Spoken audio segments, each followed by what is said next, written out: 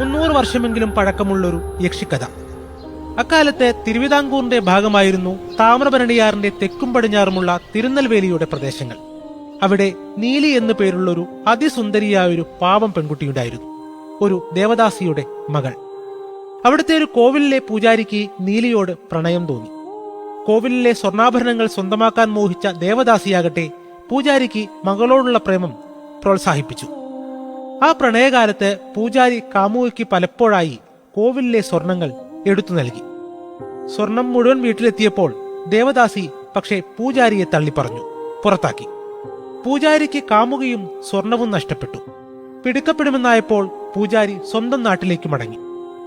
യാത്രക്കിടെ നാഗർകോവിലിലെ കളിയങ്കാട് എന്ന സ്ഥലത്തെത്തിയപ്പോൾ പൂജാരിയെ തേടി നീലി വന്നു. ദുരാഗ്രഹിയായിരുന്ന അമ്മയെപ്പോലെയായിരുന്നില്ല നീലി. സ്വർണം തിരിച്ചു നൽകി കാമുകനൊപ്പം ജീവിക്കുക, ഇത് മാത്രമായിരുന്നു ആ പെൺകുട്ടിയുടെ മനസ്സിൽ. സ്വർണങ്ങൾ തിരിച്ചു കിട്ടിയ പൂജാരി നീലിയോട് പറഞ്ഞു, നമുക്കല്പം വിശ്രമിച്ചിട്ട് പോകാമെന്ന്. നീലി പൂജാരിയെ വിശ്വസിച്ച് മടിയിൽ തലചായ്ച്ചു കിടന്നു.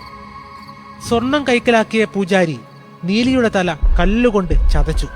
കള്ളിച്ചെടികൾക്കിടയിൽ തല തകർന്ന് ചോര വാർന്ന് നീലി മരിച്ചു. വഞ്ചിക്കപ്പെട്ട് മരിച്ച നീലി യക്ഷിയായി മാറി. ഉഗ്രരൂപിണിയായ നീലി തന്നെ ചതിച്ച പൂജാരിയുടെ ജീവനെടുത്തു.